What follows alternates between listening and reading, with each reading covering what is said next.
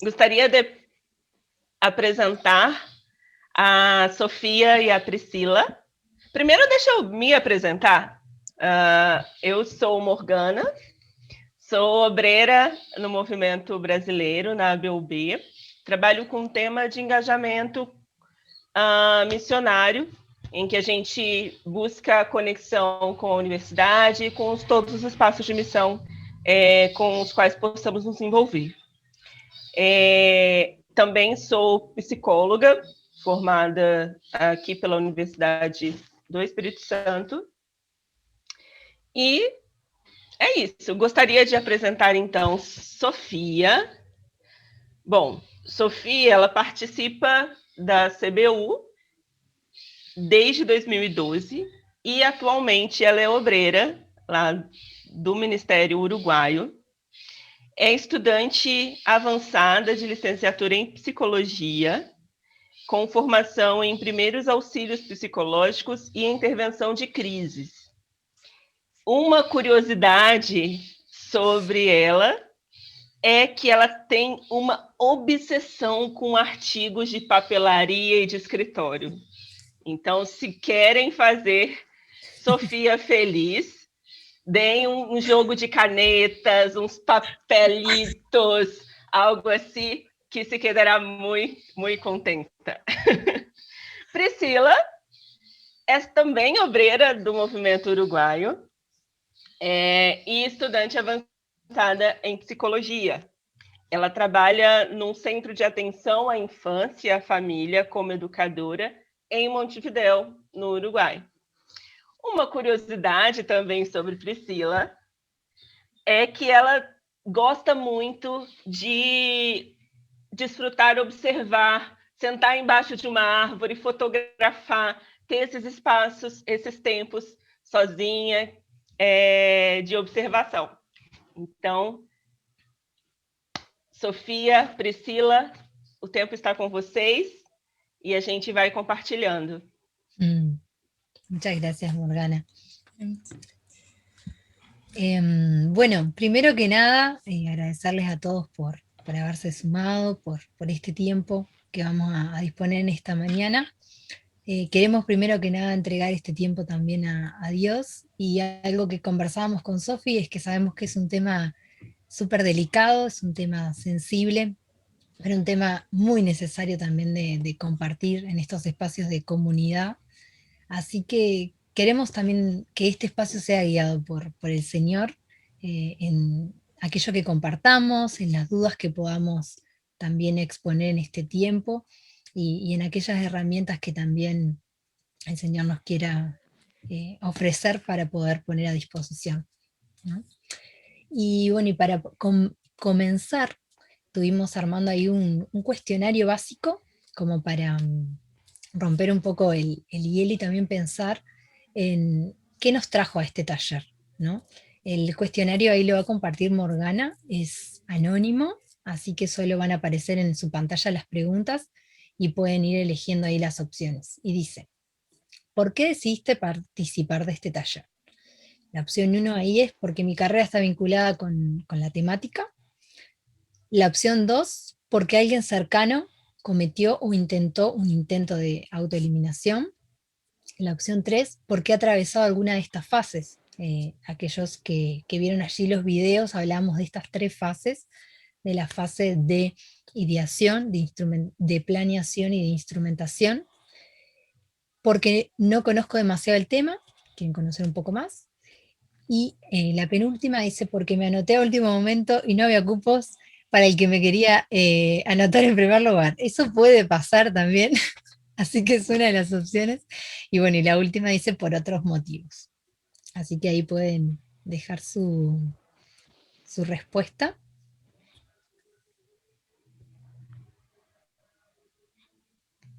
Ahí vamos viendo a poquito que van respondiendo. Bueno. Só pode responder né? Creo que hay opción solo para una, ¿no, Morgana? ¿Puede ser? Sí, solo una. Nos faltó una opción que fueran varias, varias de las anteriores. Bueno, ahí hay con un 45% porque no conozco demasiado el tema. Bueno, ahora va un 50%, va creciendo. Calma, Priscila, que vamos apresentar a todos na pantalla. Ah, ok, bien, faltan un poquito. Pero aún há duas pessoas não votaram. Podemos cerrar assim? Bien, dejamos ahí entonces. Entonces con un 50% aparece ahí porque no conozco demasiado el tema, así que va a ser un acercamiento también ahí a la temática. Después le sigue con un 25% porque alguien cercano cometió, concretó un intento de autoeliminación. Y en tercer lugar porque mi carrera está vinculada con la temática. Después tenemos allí por otras razones y tal vez algunos que tenían varias de las razones anteriores, ¿no? Como decíamos nuevamente, y planteamos también en el video, esto es solo un acercamiento a la temática, no pretendemos ahondar en toda la complejidad del tema en un tiempo tan acotado, pero sí esperamos que sea un tiempo en el que se puedan sentir a gusto, en el que podamos tener un espacio de escucharnos y bueno, y de aprender y ser desafiados juntos. Así que ahora seguimos ahí con Sofi. Buenísimo. Bueno, ahí Morgana va a estar compartiendo, ayudándonos a compartir pantalla. Bueno. Y queríamos empezar por contarles un poquito el encuadre, la idea que tenemos para esta hora y media que vamos a compartir. Entonces vamos a empezar un poco con un repaso. Como decía Pri, están por supuesto los videos de media hora cada uno y en gran parte ideamos este espacio de hora y media confiando en que vieron esos videos, pero también somos conscientes que pudo haber algún inconveniente y quizás no terminaron de verlos o alguien directamente no los pudo ver. En este repaso no vamos a repetir todo lo que ya está en el video, obviamente, pero vamos a mencionar los titulares, por así decirlo, como para que todos manejemos algunos conceptos básicos. Luego la idea es poder tener un tiempo de diálogo y escucha. Ahí va a estar esta parte de compartir la tarea de investigación que les pasamos. No sé si todos habrán podido ver que se les envió un mail con una carpeta con bastante material y entre esos documentos había una propuesta de investigación, entre comillas, sobre estadísticas en su país y demás. Vamos a estar compartiendo un poquito de eso. Y creemos definitivamente que la riqueza de este espacio está en la escucha y en el intercambio. En realidad, para lo teórico ya están los videos, encontramos un montón de talleres en internet sobre prevención de suicidio, encontramos un montón de material, y eso lo podemos tener a mano. Pero la riqueza justamente de este encuentro está en poder escucharnos, en poder acompañarnos, sostenernos, y queremos tener un tiempo importante de este espacio dedicado puntualmente a eso. Por otro lado, queremos finalizar este encuentro en clave de esperanza, ¿no? Queremos salir de este taller no con la angustia de las estadísticas que vimos y demás, sino salir con la esperanza que nos da el mismo evangelio, ¿no? Y algunos puntos para tener en cuenta para el resto de este espacio. Volvemos y repetimos lo que decíamos en el primer video, y como ya decía Pri, es un tema extremadamente delicado. Zoom aún sigue siendo un poquito impersonal, aunque nos veamos ahora y podamos charlar, no es tan personal como nos gustaría, y realmente con Pri queremos manejar este tema de la forma más delicada posible, pero como les decíamos en el primer video, de antemano les pedimos disculpas si tenemos algún punto ciego. Seguro va a haber preguntas que no podamos responder, capaz que existe alguna expectativa de que planteemos una fórmula mágica de cómo manejar el asunto o cómo abordar el tema si algún amigo me plantea que ha tenido ideación suicida. Y la verdad es que no hay una fórmula. La idea de este espacio sí es poder deconstruir un poco la problemática y charlarlo y adquirir herramientas, por supuesto. Y por otro lado, justamente por la complejidad del tema, sabemos que no nos va a dar el tiempo es limitado y sabemos que pueden haber preguntas que no sepamos responder ahora o que no nos dé el tiempo de responderlas ahora, y por eso los animamos a, si quieren, después del taller, quizás llenar el formulario de preguntas para que nos hagan llegar esas preguntas y poder hacerles alguna devolución. Priscila y yo también vamos a estar obviamente disponibles para lo que quieran charlar después sobre el tema.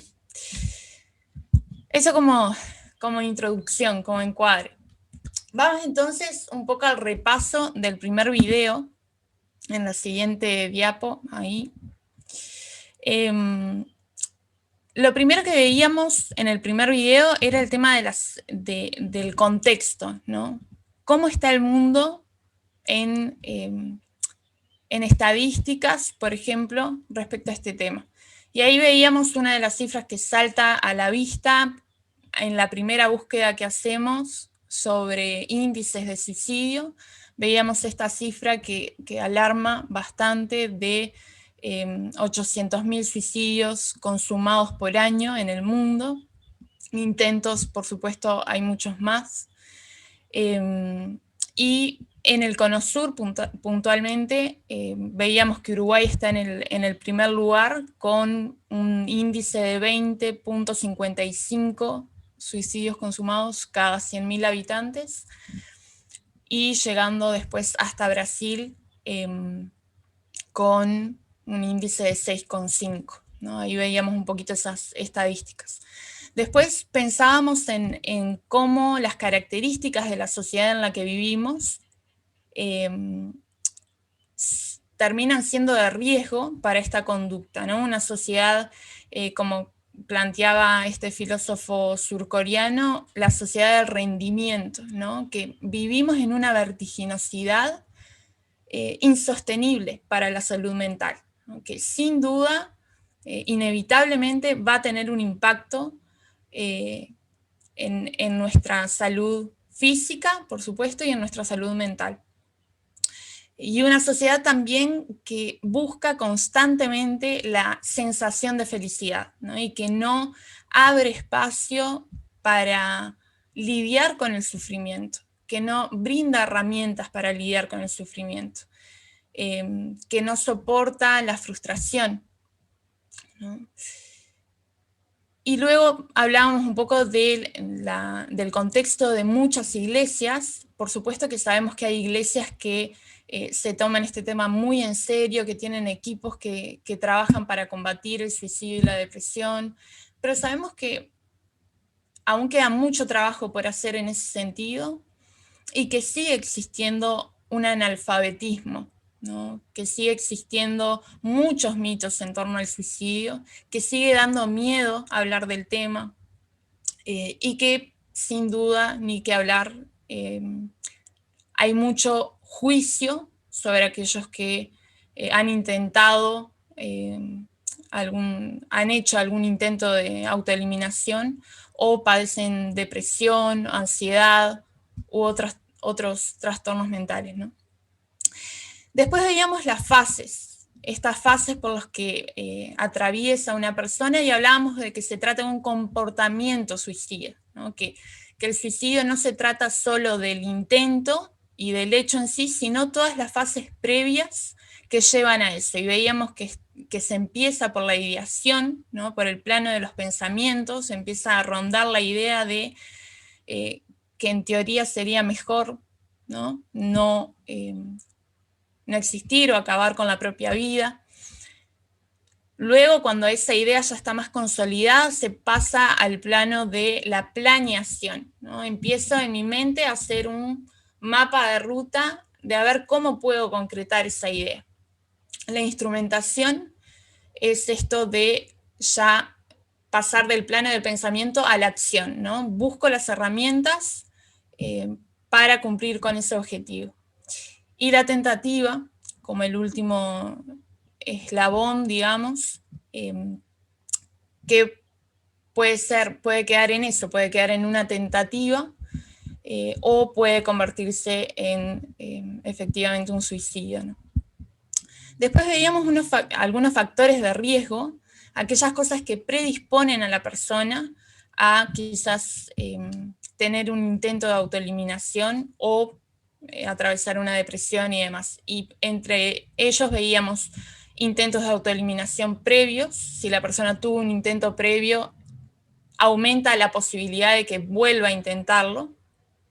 Veíamos algunos que entre los motivos puede estar problemas económicos, el factor de la edad. Hay una franja de edad entre los 15 y los 29 donde el suicidio se puede presentar en mayor grado. No tener una red de vínculos sólida, estable. Estaba ahí también el tema del historial de salud mental y físico personal y familiar, y ahí veíamos otros, ¿no? Y por supuesto el tema de violencia, aislamiento, que fue característico el año pasado y demás. Y después como señales de alarma, como aquellas cosas que nosotros tenemos que tener en mente para estar atentos a que hay una posibilidad de que exista una conducta suicida en otra persona. Veíamos ahí, por ejemplo, este discurso de la pérdida del sentido de la vida, ¿no? De la falta de proyección a futuro. Cuando uno le pregunta a la persona los planes que tiene a corto o a mediano plazo, no sabe responder y va más allá de quizás no tener alguna organización y demás. O sea, realmente no tiene interés en proyectarse. Veíamos también como señal de alarma algunos traumas recientes, pérdidas, que empiece a despedirse o a regalar objetos personales, y por supuesto ahí hablábamos también de algunos síntomas del trastorno depresivo, ¿no? Así que bueno, eso como repaso. Ahí Pri sigue con su video. Ahí está. Ahí en la próxima presentación.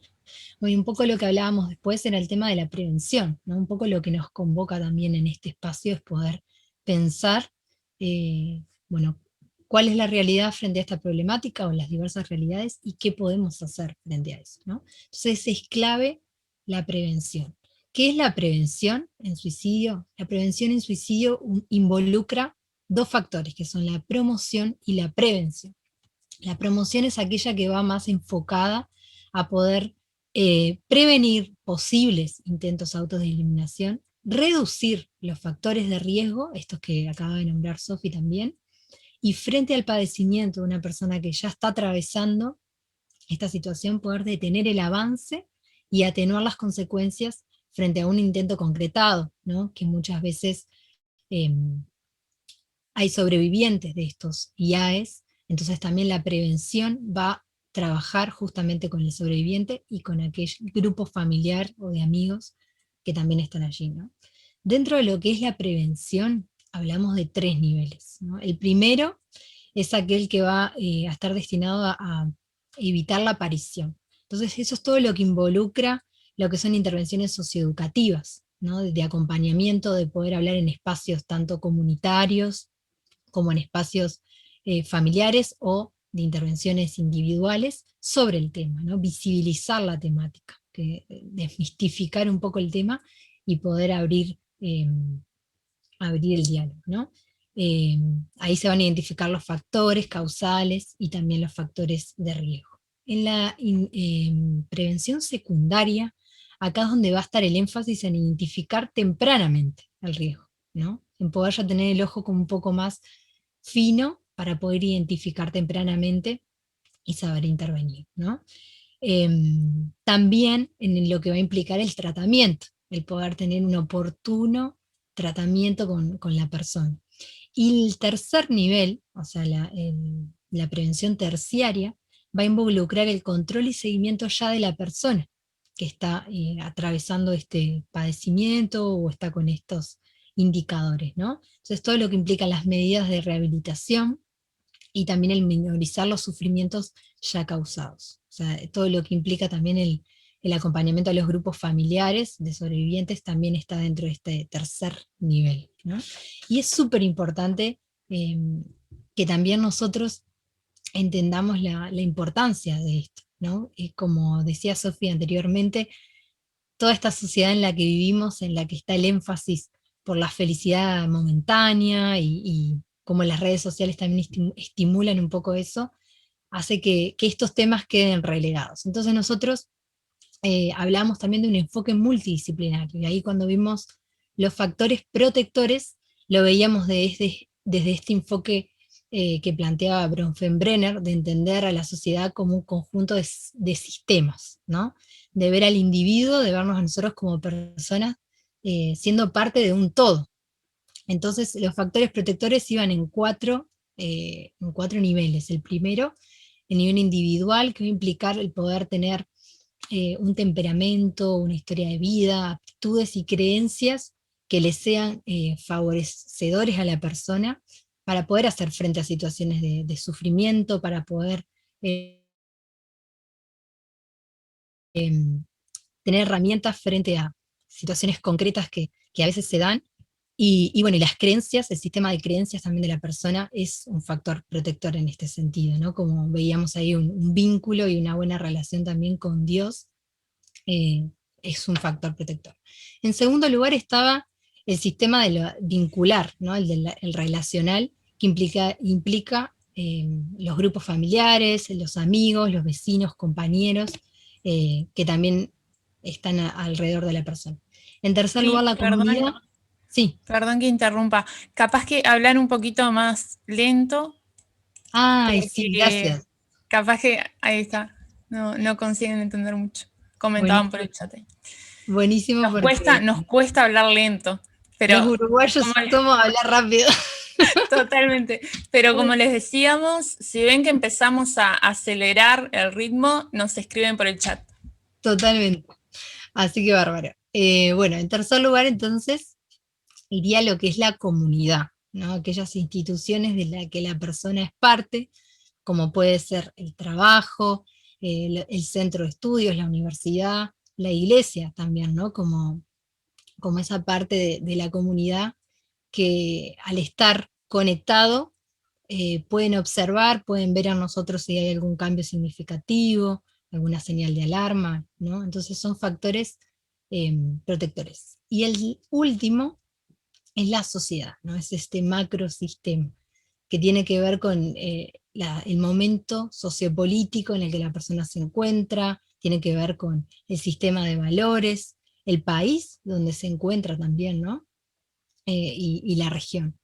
Así que esos serían como un poco los factores protectores que estuvimos viendo, y después pensamos directamente en por qué y cómo intervenir, ¿no? Y hablando un poco de esto, en el por qué íbamos a reflexionar en torno al mensaje del Evangelio, ¿no? De que somos llamados, somos reconciliados y somos llamados a reconciliar, ¿no? Entonces tenemos un hermoso desafío de parte del Señor, de poder nosotros también acompañar a los que nos rodean, ¿no? Y hablamos un poquito de eso según Segunda de Corintios 5, y veíamos cómo nosotros somos personas integrales, y cómo la obra de Cristo viene a transformar todos los aspectos de nuestra vida. Nos reconcilia con Dios, ese vínculo que estaba roto, pero también nos reconcilia con nosotros mismos, ¿no? Con cosas que hay que trabajar de nuestra propia historia, nuestras propias vivencias, en nuestros vínculos para con los demás y para con la creación toda. Entonces, cuando pensamos en por qué intervenir, tenemos este gran desafío, ¿no? De que el Señor nos llama a tener una vida abundante y queremos compartir de esa vida abundante también con otros. Ahora pensando en el cómo intervenir, pensábamos en 3 niveles de intervención. El primero, el nivel físico, el nivel cognitivo y el nivel de la conducta. Y cómo esto lo podíamos ver en lo que comentaba Sofía anteriormente, ¿no? Esto de identificar estos indicadores que nombraba anteriormente, que se ven en estos 3 ejes. Algo a tener en cuenta, que también aparecieron en algunas de las preguntas, es que no todos los intentos de autoeliminación o los suicidios concretados se dan de la misma forma. No todos pasan por estas fases que planteábamos anteriormente. También lo decíamos en el video, muchas veces es producto de un acto de impulsividad, y hay otros factores que pueden estar presentes. Entonces, esto de identificar los indicadores muchas veces se hace difícil en algunos casos puntuales, porque parece que fue un acto abrupto, o que no hubo indicadores previos. Pero si afinamos un poco el ojo, a veces tal vez hubieron algunos indicadores, pero fueron muy pequeños, o no fueron tan visibles. Entonces esto nos ayuda a identificarlo un poquito más, ¿no? Para intervenir entonces, pensábamos en ver 3 etapas básicas que son las que nos permiten saber, de acuerdo a la etapa en la que la persona se encuentra, de qué manera sería más oportuno intervenir. La etapa 1 que dijimos es cuando la persona está en el proceso de buscar o de pensar el suicidio como una alternativa posible a resolver los problemas que tiene en el momento, ¿no? Esa es como la primera etapa. Frente a la situación de sufrimiento, dolor o de problema, empieza a surgir la idea de que el suicidio puede ser la forma de resolver. La segunda etapa es la ambivalencia, donde la persona empieza a poner en balanza, bueno, si yo decido esto, ¿cuáles son los aspectos positivos de esto? ¿Y cuáles son los aspectos negativos? ¿No? Entonces ahí empieza a pensar, bueno, pero si yo hago esto, ¿cómo le afectará a mi familia? ¿Cómo sufrirán? ¿Qué va a pasar con tal cosa? ¿No? Y a la vez, en los aspectos que la persona puede entender como positivos, bueno, ya no voy a ser un problema, y así. Y la tercera etapa, que es la última, es cuando la persona evalúa y considera que son mayores los motivos para concretar ese acto que los que no, ¿no? Entonces ahí es donde se pasa la decisión firme. ¿Por qué es importante esto? Porque no va a ser lo mismo poder intervenir o acompañar a la persona a buscar alternativas cuando se encuentra en la etapa 1, cuando solo lo ve como una posible forma de resolver los problemas, a que ya esté en la decisión firme. La intervención es totalmente distinta en cada uno de los casos, ¿no? Otra de las cosas es la forma en la que nos acercábamos. En el video veíamos la habilidad que tiene que tener el interviniente, ¿no? El autocontrol, la paciencia, el ser una persona ética, empática, el tener una escucha activa. Si uno está ahí pero está mirando el reloj, ¿no? Y no está realmente en el lugar, en el momento, y poniendo el cuerpo para conectar con la persona, es muy difícil, ¿no? Desprejuicio, capacidad de tomar decisiones, firmeza, responsabilidad y calidez también, ¿no?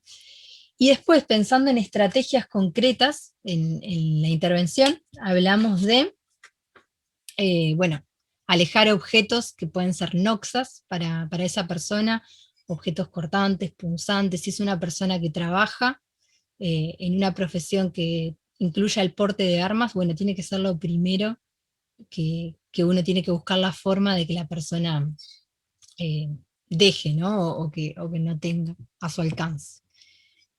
Poder escuchar y resumir lo que nos transmite, ¿no? Cuando la persona va contando de su dolor, de lo que siente, de lo que está viviendo, poder hacerle como un feedback, ¿no? Bueno, lo que tú me dijiste fue esto, porque ayuda a que pueda ver lo que la misma persona está contando de su dolor, que otro se lo ponga en palabras como un espejo, ¿no? transmitirle todo el tiempo que comprendemos su malestar psicológico, ¿no? Que no sienta que estamos juzgándole, o esta típica frase, creo que también la mencionábamos en el video, ¿no? De, bueno, hay personas que están pasando por situaciones más difíciles, no es para tanto.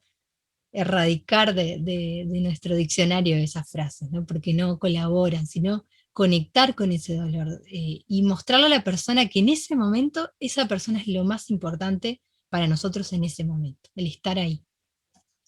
Un tono de voz cálido y seguro también es muy importante.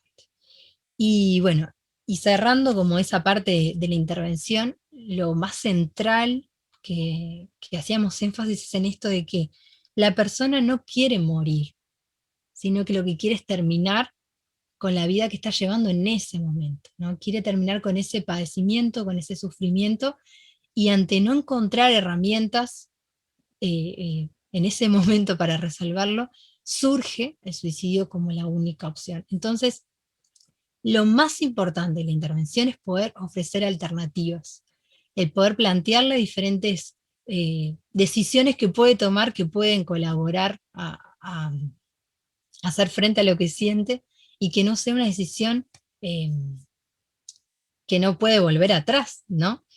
Porque después de tomar esa decisión ya no va a haber otra oportunidad. Entonces, mostrarle la importancia de ofrecer otras alternativas. Y el último que planteamos en la intervención es el proyecto de vida, ¿no? La búsqueda de un propósito. El poder generar un proyecto de vida, el ayudarla a pensar en la persona, en sus intereses, en sus talentos, en su formación, en decirle, bueno, hay posibilidades de construir algo, ¿no? La visión de una esperanza es fundamental frente a esto. Y después lo que veíamos era sobreviviendo, ¿no? Luego de que una persona concretó el acto de autoeliminación, ya sea que haya sido con éxito, lamentablemente, o que haya sido un sobreviviente a esa situación, comienza todo un nuevo proceso dentro de lo que es la prevención en salud, ¿no?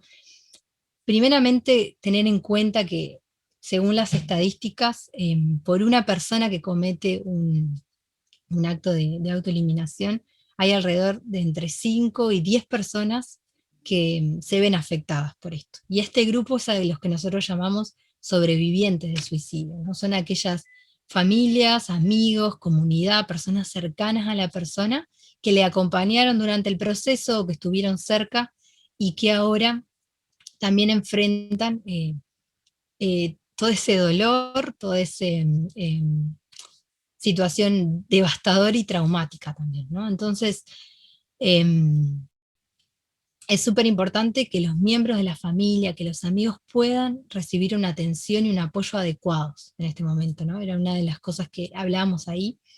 Este sería un tema como para dar solo un taller de esto, porque sabemos bueno, que es un tema muy profundo. Nosotros nombramos algunas cosas nomás, y una de ellas fue el tema del duelo, ¿no? El tener en claro que el duelo va a ser más prolongado de lo habitual frente a otra pérdida. Las condiciones de la pérdida son muy diferentes, entonces hay que tener paciencia, hay que saber que esto va a llevar tiempo, va a tomar un tiempo más de lo normal.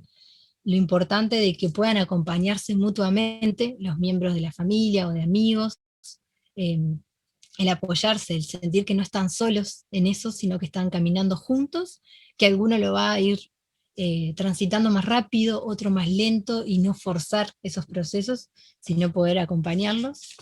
Después lo otro que surge es el tema de la culpa, ¿no? Todas las preguntas, ¿por qué lo hizo? ¿Podríamos haberlo evitado? Si hubiera hecho tal cosa, o si no hubiera hecho tal cosa. Esto es normal. Y tener en claro que estos pensamientos aparezcan es normal y es natural, también calma un poco el sufrimiento en ese momento, que eso va a pasar, ¿no? Y bueno, después lo que aparece también es el síndrome del superhéroe, que ante la situación la persona cree poder con todo y tener la capacidad de llevarlo adelante solo, ¿no? Pero acá es importante poder mostrarle a la persona que siempre necesitamos de otros, ¿no? Y va a ser necesario que busque un acompañamiento profesional, que busque acompañamiento de familia y de amigos y de otros. Y en último, veíamos también cómo Dios nos invita a caminar en el sufrimiento tomados de su mano, ¿no? Y veíamos estas 4 cosas de que el sufrimiento transforma nuestra actitud hacia nosotros mismos, hacia cómo vemos la crisis como una oportunidad, y también puede fortalecer nuestro vínculo y relación con Dios, y para acompañar a otros es un requisito, ¿no? Es fundamental, bueno, ahí mis perritos ladrando, es fundamental para acompañar a otros, conectar con esa empatía de que nosotros también somos personas que atravesamos el dolor, atravesamos el sufrimiento, y que se puede salir adelante de eso, ¿no? Así que un poco era eso el resumen de lo que habíamos visto por ahí en los videos. Así que ahí seguimos con Sofi. Buenísimo. Bueno, y acá, ahora sí, abrimos micrófonos y queremos escucharlos un poco. Si pudieron ver la tarea que les planteábamos,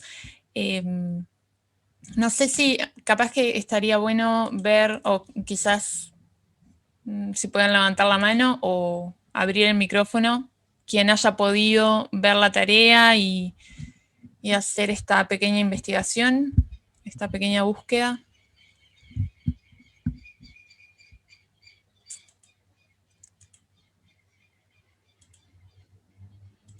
Bueno, entonces capaz que nos podemos guiar un poco por las ideas o los conocimientos que ya tenemos sobre esto, ¿no? Una de las preguntas que planteábamos era, bueno, uno de los primeros puntos era esto de buscar estadísticas en nuestro país, ¿no? En la población general y puntualmente entre los universitarios, mucho mejor si se encontraban estadísticas sobre eso, sobre intentos de suicidio, suicidios consumados y estadísticas de depresión. No sé ahí si alguien quiere compartir algo de esto, si alguien conoce más o menos las estadísticas en su país. Hola, buenos días. Bueno, mi nombre es Eliana, ahí aparece. Yo estuve buscando algo, no encontré específicamente de estudiantes, pero algo que sí me llamó la atención. Bueno, Sofi comentaba en el repaso y comentaba que en el Uruguay la tasa, no encontré el 2020 exacto, redondeado encontré el 2019, 20,55 por 100.000 habitantes. Y lo que me llamó en la descripción de ese porcentaje en 2019, que cuando estaba por franja etaria, los que más, o sea, aparecía era entre 20 y 30 años, que justamente por lo general los estudiantes, o la mayoría de los estudiantes, se comprenden en esa edad.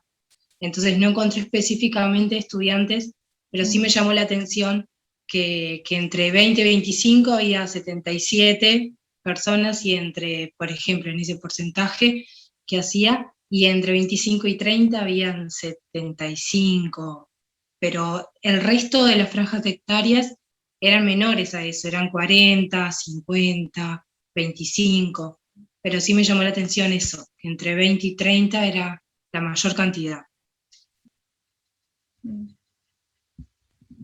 Bueno, sí, gracias, Eli. Sí, es algo que llama la atención, que justo las edades que quizás nosotros tenemos más contacto, ¿no? Por compartir el espacio de la universidad.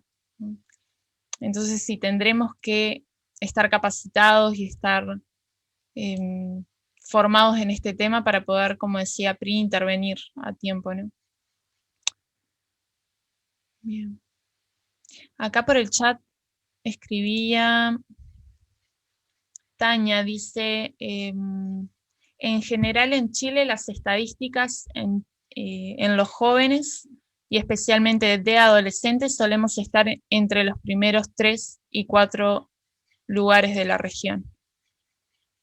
Y el 74% de los universitarios en este momento tienen algún síntoma de depresión. Un dato bien actual de este año. Tremendo. Bien. ¿Alguien más quiere compartir algo de esto?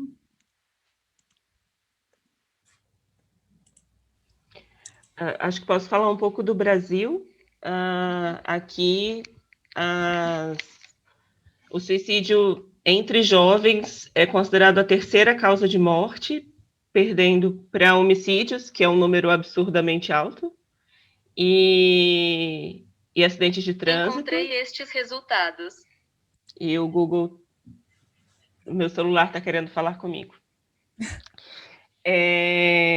Mas é um número que tem aumentado também nos últimos anos, majoritariamente entre homens, né? Assim, o número de homens que completam, né, o suicídio aqui no Brasil, ele é um pouco maior.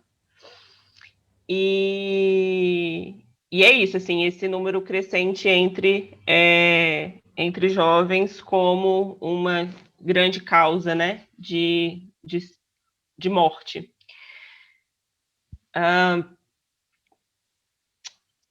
E acho que era isso. Graças, Morgana. Não, estava tentando lembrar algo que eu queria falar. Tem uma universidade no Brasil, que é no Rio de Janeiro, que se chama UERJ. Ela é uma universidade com prédios muito altos. E ela é um polo na cidade de suicídios, assim. Então, não só de um público da universidade, mas pessoas da cidade vão até a universidade para se suicidar, assim. Então, inclusive, acabou sendo a agenda do grupo local que começou a desenvolver iniciativas de prevenção ao suicídio, com algumas palestras, alguns debates, algumas rodas de conversa sobre o assunto, para tentar desmitificar um pouco e tirar o tabu também, que é o processo do debate sobre suicídio. Mas é bem emblemático na cidade. Deu uma diminuída nos últimos anos, mas era muito comum um estudante estar passando pela universidade e um corpo encontrar, né, um corpo que se suicidou. Assim. Então, infelizmente. Escuchándolos, solo se reafirma la idea de que realmente Dios nos llama a ser agentes de transformación en esto, porque estamos realmente por la edad que tenemos, por el espacio en el que estamos, por estar justamente en la universidad, entre jóvenes estudiantes y profesionales jóvenes, que abarcan esta franja de edad que tiene más tendencia, más índices de suicidio. O sea, si con todo esto no nos queda claro que Dios nos llama a capacitarnos en esto y ser agentes de transformación, ese es el objetivo de esta pregunta, de pensar en las estadísticas y ser conscientes de lo que está pasando a nuestro alrededor, que podamos entender que es una realidad y que Dios nos llama a esto, a llevar esperanza, a llevar el mensaje del Evangelio, que es lo que vivifica realmente, ¿no? Y después, bueno, ya pensando en pasos más concretos, les preguntábamos sobre algunas instituciones o organizaciones de su país que trabajen para combatir el suicidio. Esto bien con la idea de tener el nombre en mente, de si tengo algún caso cercano, saber a dónde acudir, ¿no? Y de la misma forma preguntábamos también sobre los números de líneas de atención en crisis, ¿no? Líneas a las cuales poder llamar o quizás pasarle el número a la persona para que pueda llamar y ser asistido al menos telefónicamente, ¿no? Acá en Uruguay, por ejemplo, el Ministerio de Salud Pública trabaja muy fuerte con eso y hay un teléfono para los uruguayos que estemos por acá, que es 0800-0767. Ese es el número de línea de atención en crisis por suicidio del Ministerio de Salud Pública del país. Así que sí, no sé al resto de los países si conocen algún número, alguna institución, mismo para que los compatriotas puedan tomar nota, ¿no?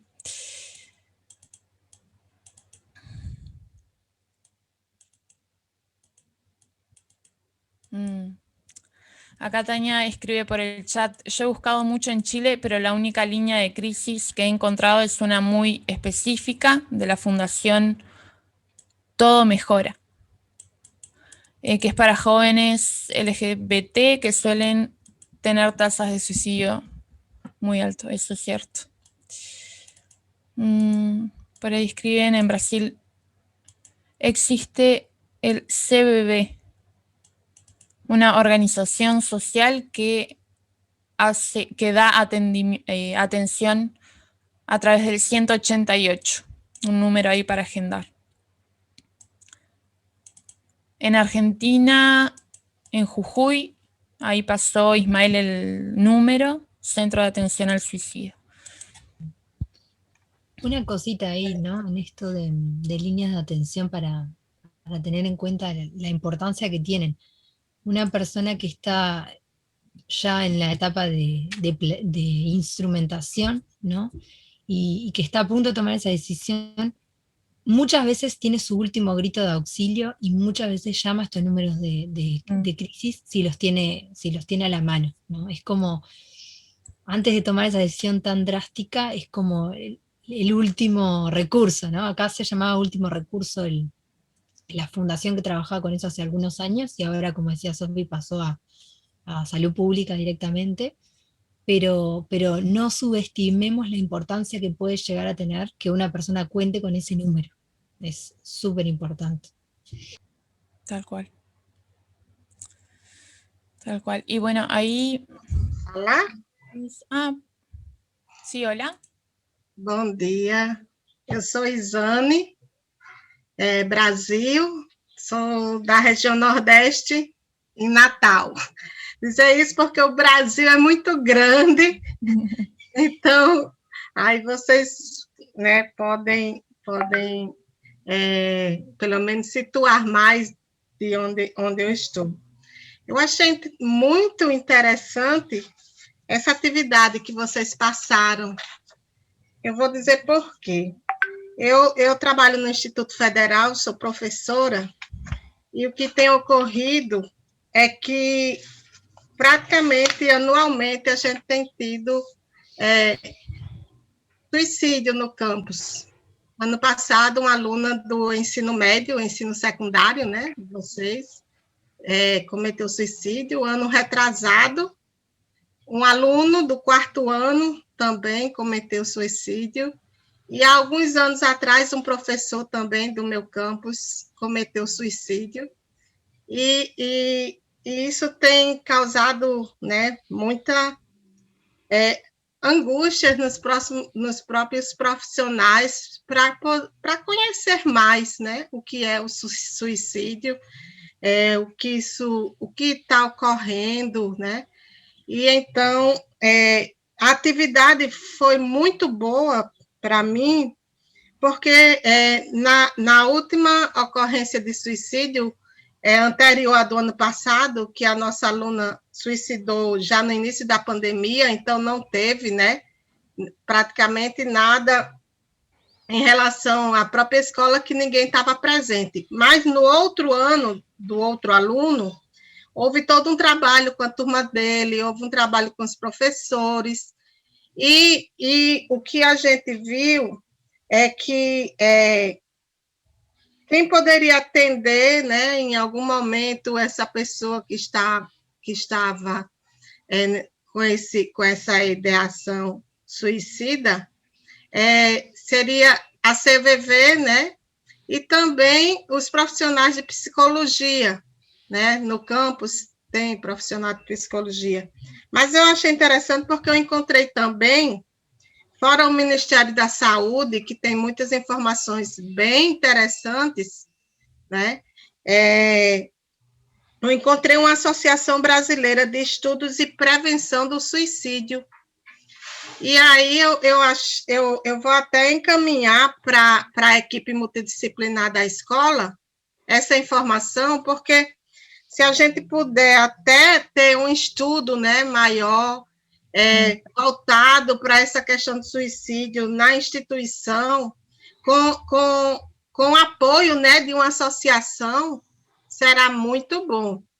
Então, eu encontrei, né, se chama ABEPS, essa associação, o CVV, que todo mundo conhece praticamente, né, tá sempre apoiando, e encontrei na cidade, né, que é o meu campus é na cidade de Parnamirim, que é a Grande Natal, né. Também há a atenção do Centro Integrado de Psicologia e Psiquiatria, que eles atendem também essas pessoas.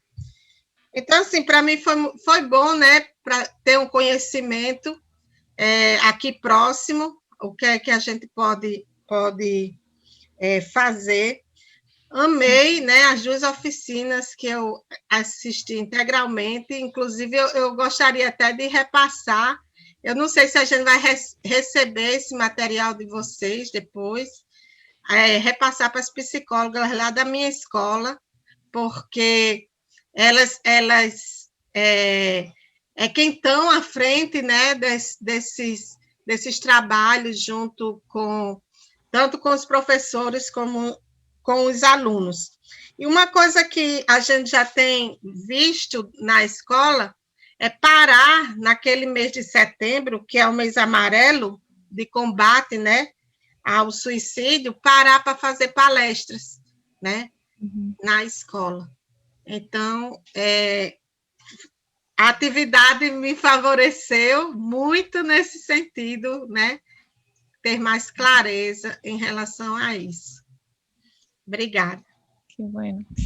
Gracias, Isani, porque ahí vemos que hay recursos, que hay organizaciones que nos podemos también unir a otros para hacer sinergia en este sentido, y que es necesario tener estos números y estos nombres a mano, porque quizás en el momento no tenemos tiempo para ponernos a buscar esto y hacer toda esta investigación. Es necesario hacerlo previamente para tenerlo a mano en el momento.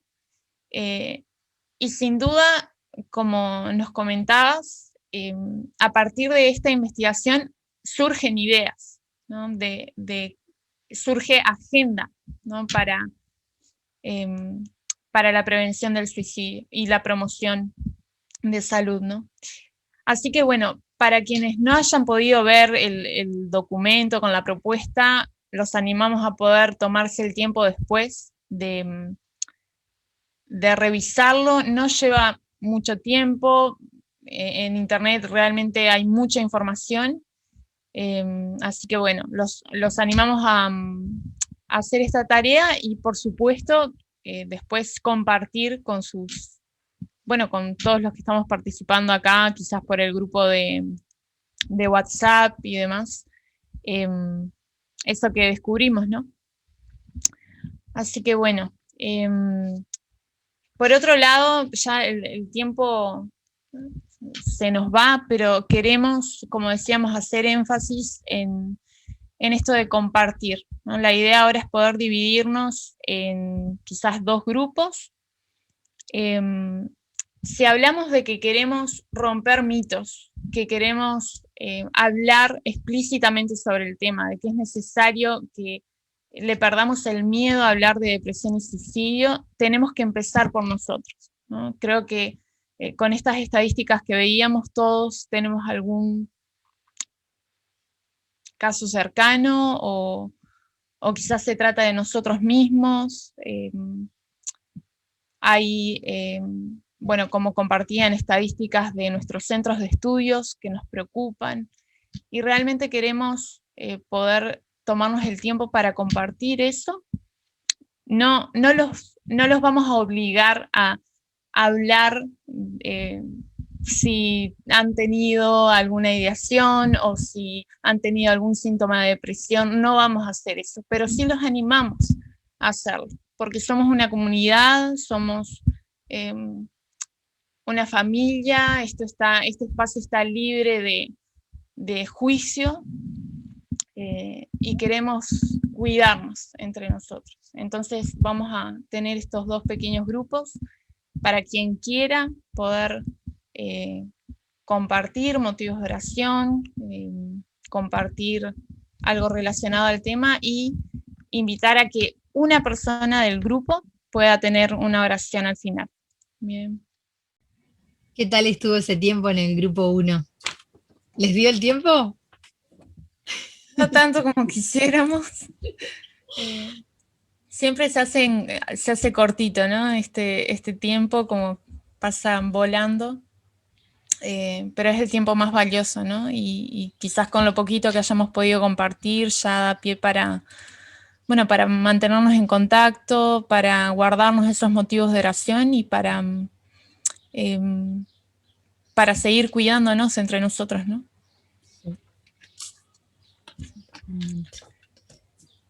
Bueno, teníamos ahí, si tenés por ahí, Morgana, la última partecita que era esto de las claves de esperanza. Y queremos que este taller, a pesar de lo difícil que es abordar esta temática, nos podamos ir gozosos de alguna manera, ¿no? Que podamos irnos con esperanza y con ganas de poder compartir de esa vida que tenemos en Cristo. Entonces, ahí en la siguiente, quería invitarles a que leyéramos juntos Efesios 1.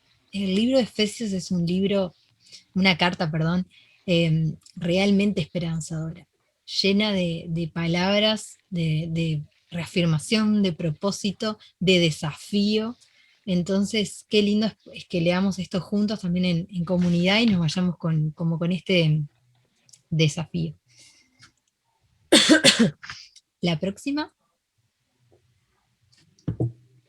Capaz que se ve medio chiquito, pero sí, se ve bastante chiquito, pero voy a intentar leerlo pausado. Dice: incluso antes de haber hecho el mundo, Dios nos amó y nos eligió en Cristo para que seamos santos e intachables en sus ojos. Dios decidió de antemano adoptarnos como miembros de su familia al acercarnos a sí mismo por medio de Jesucristo. Eso es precisamente lo que Él quería hacer, y le dio gran gusto hacerlo, de manera que alabamos a Dios por la abundante gracia que derramó sobre nosotros, los que pertenecemos a su Hijo amado. Dios es tan rico en gracia y bondad que compró nuestra libertad con la sangre de su Hijo y perdonó nuestros pecados. Él desbordó su bondad sobre nosotros junto con toda la sabiduría y entendimiento. Ahora Dios nos ha dado a conocer su misteriosa voluntad respecto a Cristo, la cual es llevar a cabo su propio buen plan. Y el plan es el siguiente: a su debido tiempo, Dios reunirá todas las cosas y las pondrá bajo la autoridad de Cristo. Todas las cosas que están en el cielo y también las que están en la tierra. Es más, dado que estamos unidos a Cristo, hemos recibido una herencia de parte de Dios, porque Él nos eligió de antemano y hace que todas las cosas resulten de acuerdo a su plan. El propósito de Dios fue que nosotros, los judíos, que fuimos los primeros en confiar en Cristo, diéramos gloria y alabanza a Dios. Y ahora ustedes, los gentiles, nosotros, también han oído la verdad, la buena noticia de que Dios los salva. Además, cuando creyeron en Cristo, Dios los identificó como suyos, al darles el Espíritu Santo, el cual había prometido tiempo atrás. El Espíritu es la garantía que tenemos de parte de Dios, de que nos dará la herencia que nos prometió y de que nos ha comprado para que seamos su pueblo. Dios hizo todo esto para que nosotros le diéramos gloria y alabanza. Y ahí la siguiente, veía como 4 puntos claves para rescatar de Efesios 1. Nos queda una partecita de Efesios 1 para leer al final, pero son estas 4 cosas, ¿no?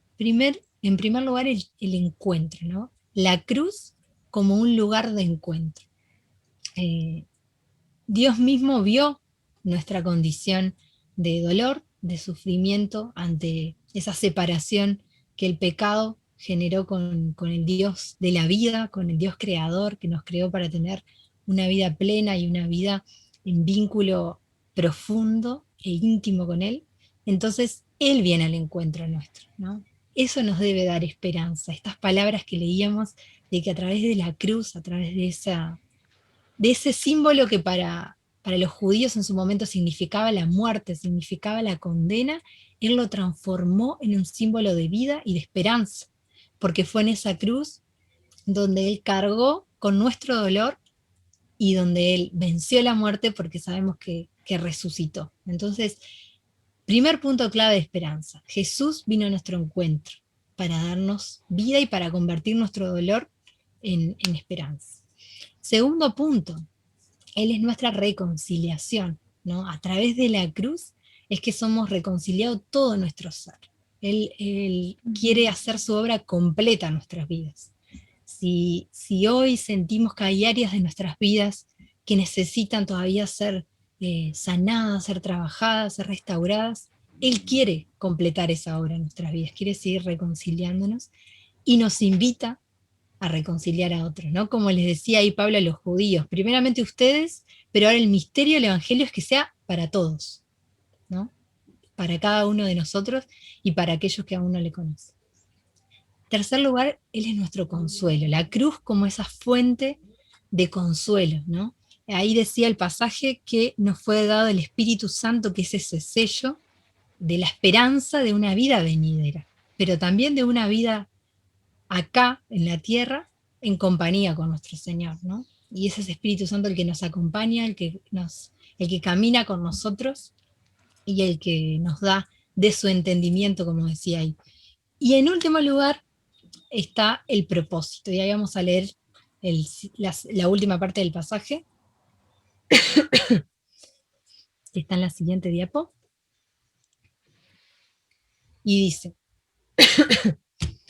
Desde que me enteré de su profunda fe en el Señor Jesús y del amor que tienen por el pueblo de Dios en todas partes, no he dejado de dar gracias a Dios por ustedes. Los recuerdo constantemente en mis oraciones y pido a Dios, el glorioso Padre, nuestro Señor Jesucristo, que les dé sabiduría espiritual y percepción para que crezcan en el conocimiento de Dios. Pido que les inundes de luz el corazón para que puedan entender la esperanza segura que Él ha dado a los que llamó, es decir, a su pueblo santo, quienes son su rica y gloriosa herencia. También pido en oración que entiendan la increíble grandeza del poder de Dios para nosotros, los que creemos en Él. En el mismo gran poder que levantó a Cristo de los muertos, lo sentó en el lugar de honor, a la derecha de Dios, en los lugares celestiales. Ahora Cristo está muy por encima de todo. Sean gobernantes, sean autoridades, o potestades, o dominios, o cualquier otra cosa, no solo en este mundo, sino también en el mundo que vendrá. Dios ha puesto todo bajo la autoridad de Cristo, a quien hizo cabeza de todas las cosas para beneficio de la Iglesia. Y la Iglesia es el cuerpo de Cristo. Él la completa, la llena y también es quien da plenitud a todas las cosas en todas partes en su presencia. Entonces, qué lindo es poder irnos con este mensaje de esperanza, ¿no? Fuimos creados con un propósito que es la alabanza de la gloria de Dios, ¿no? Que nuestra vida sea como ese perfume, como ese olor fragante para Dios, y tenemos un regalo que es la iglesia, ¿no? Que es ese cuerpo de Cristo. Entonces somos iglesia y tenemos la iglesia.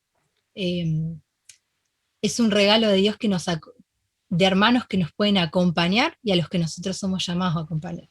Y esa última frase que la sacaba del comentario bíblico latinoamericano decía: nuestra respuesta a la gracia salvadora de Dios se expresa a través de nuestra respuesta de búsqueda de paz para con los demás, ¿no? A compartir esa paz, esa esperanza y ese amor también con otros. Que un poco eso.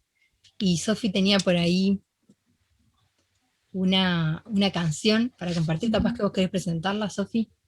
Bueno, capaz que algunos la conocen. Pusimos una canción en portugués acá como para equilibrar, empatar un poco la cosa. Quizás por el tiempo, ya estamos en hora, les podemos compartir el link de la canción por el chat. Y cuando puedan tomarse unos minutitos para escuchar la letra, que justamente va en esta clave de esperanza, ¿no? A ver, por acá. Ahí se los paso por el chat. Bien. Bárbaro. Ahí va la canción. Y les paso también, por las dudas, un link que tiene, bueno, la letra en portugués y la traducción al español. ¿Tá? Por ahí. Después vamos a dejar por acá también, por el chat, nuestros mails, por cualquier consulta que les surja, cualquier cosa que quieran seguir hablando sobre el tema, sepan que estamos disponibles. Están ahí también nuestros números en el grupo de WhatsApp, entonces quedamos disponibles por cualquier cosa. Y queremos, obviamente, cerrar con un tiempito de oración. Le voy a pedir a Morgana si pueden guiarnos. No la veo por acá. Estou aqui. Ah, aí. Sofia, vamos... Você vai tentar passar o vídeo para escutarmos a música junto depois, ou não? Passei o link. Não, para sim, que puedan... pero não vai ser isto ahora. Ahora no. Juntos. Bueno. Entonces, después de esto, después de la oración, ¿estamos descansados? Exacto. Vamos Sí. sacar uma foto. Sí, esto que estava me lembrando. Precisamos tirar uma foto, então quem puder abrir as câmeras e depois a gente encerra com oração. Pode ser? Buenísimo. Então, se você pode abrir a sua câmera, é o seu momento para parecer bonito e bonita.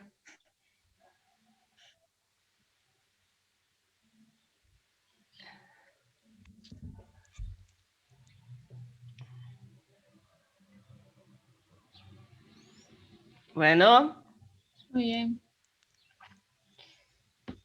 Solo salvar acá para não se perder. ¿Ya salió? Sí. Ah, bueno. Seguíamos así. Vamos esperando ahí. Pasando. Sí, gracias, chicas, por compartilhar. E muito obrigada por nos ajudarem a pensar sobre isso. Uma agenda fundamental e importante para nós, enquanto movimento estudantil, enquanto igreja, enquanto pessoas que amam pessoas, né? E que esse nosso exercício de amor, misericórdia e cuidado atinja também aqueles e aquelas que têm sofrido tanto as auguras aí da sociedade e desse sofrimento interno que muitos têm passado. Que nós possamos ser sinais de esperança para cada um desses. Vamos orar? E aí depois a gente se despede. Pai, muito obrigada, porque o Senhor tem nos despertado a conversar mais sobre esse tema, a cuidar um pouco mais daquelas pessoas que têm sofrido ao nosso redor. Eu te peço que o Senhor possa ser com cada um que está aqui, que veio por motivos diferentes. A gente não sabe se alguém tem passado por esses sentimentos, que o Senhor possa dar suporte, que o Senhor possa colocar pessoas ao redor para que os ajude, para que cuide, mas também que cada um aqui possa ser suporte na vida de outras pessoas que têm sofrido. Que o Senhor nos dê força, nos dê empatia, nos dê solidariedade nesse tempo tão difícil. Que apesar dessa carga difícil, nós possamos levar com leveza, com carinho, com cuidado, e nos dê paciência, nos dê essa estrutura. Obrigada pela vida de Priscila, de Sofia, que puderam compartilhar esse tempo com a gente, dividir um pouco do seu conhecimento, que o Senhor possa usá-las de modo ainda melhor, ainda maior, tanto no movimento estudantil, quanto em sua prática profissional como psicólogas, assim que concluam aí suas teses, seus estudos, que o Senhor seja sempre com elas, Pai. Muito obrigado por esse tempo nessa manhã. Amém.